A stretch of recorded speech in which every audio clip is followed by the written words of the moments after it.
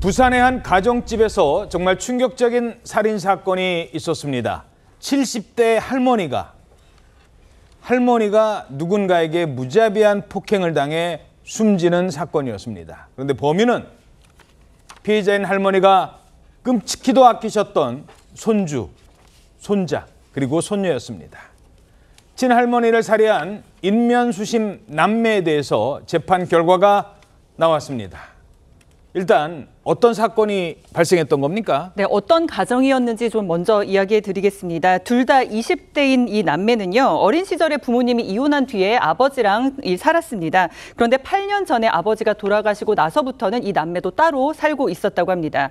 이들은 아버지가 돌아가신 뒤에요, 부산에 계신 할머니를 자주 찾아뵙지는 못하지만 안부 전화를 이제 자주 했다고 합니다.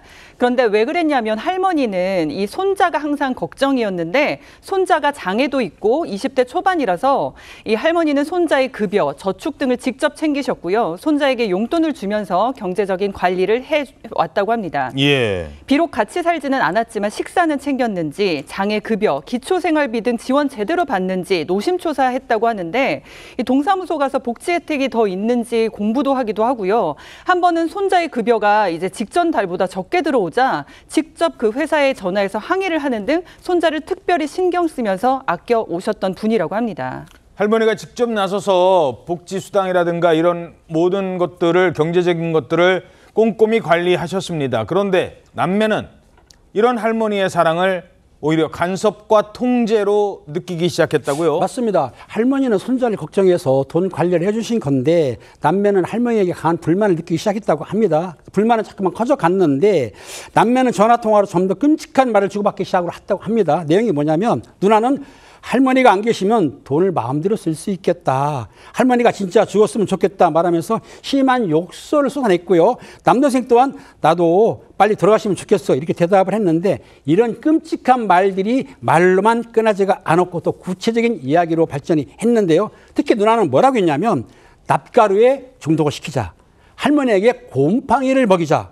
이런 살해 방법을 구체적으로 꺼내기 시작했다고 합니다. 그런데 이는 그냥 지나가는 말이 아니었습니다. 실제로 살인 계획을 세우기 시작했던 겁니다. 자신들을 그토록 걱정하던 할머니를 대상으로 결국 실행에 옮깁니다. 그런데 그날이 하필 설 명절날이었다고요? 그렇습니다. 이 남매가 선택한 날이 바로 이 설날이었습니다. 이 남매는요, 할머니와 같이 살지 않고 각각 이제 경기도와 충청도에 살았어요. 그리고 할머니는 부산에 거주를 하고 계셨는데요. 이 설날에 할머니를 우리가 폭행을 해서 숨 쉬지 않는 걸 확인하고 사고사로 위장하자 이렇게 계획을 세운 겁니다.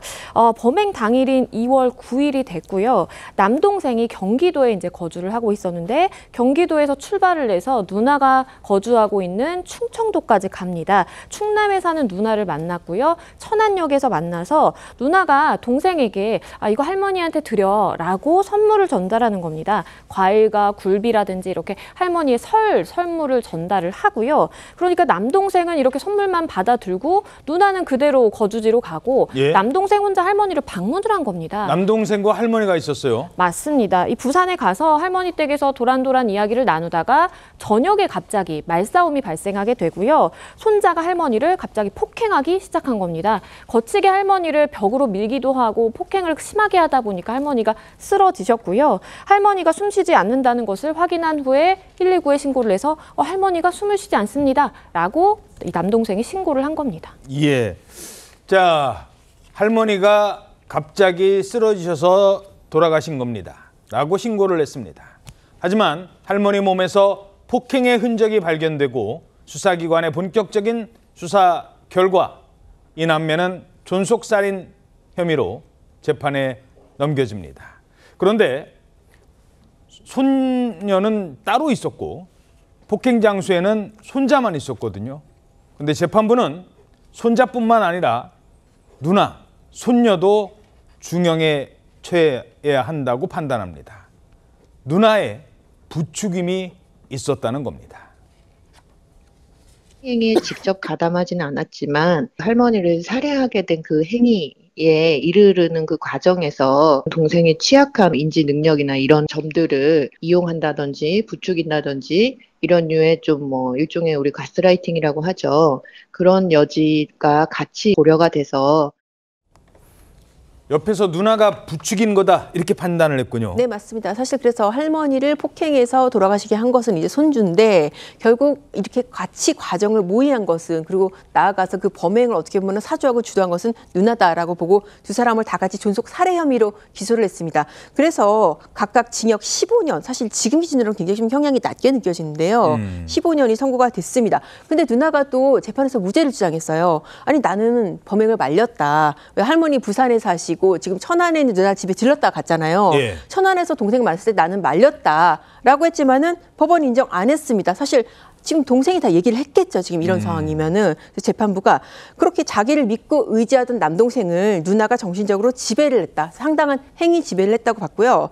그리고 또 굉장히 좀 충격적이었는데 저는 예. 이 남매가 뭐라고 주장하냐면 할머니가 우리를 폭행하고 정신적으로 통제했다. 오히려? 네, 그렇게 주장을 했는데 지금 검찰 수사 결과에 따르면 할머니가 이 남매한테 얘기한 내용들이 다 그런 거예요. 저축 뭐라고 어떻게 했습니까? 해라. 대체 할머니가 무슨 소리를 어떻게 했길래? 그러니까요. 아니 저축해라. 그리고 건강 잘 챙겨라.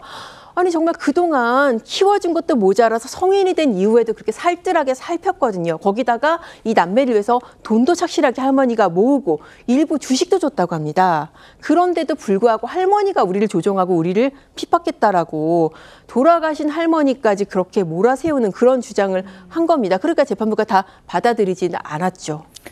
왜 우리 돈인데 할머니가 가져가세요? 이런 불만을 가졌다는 겁니다. 하지만 할머니는 손자들을 위해서 손주들을 위해서 그 돈을 차곡차곡 챙기고 있으셨습니다.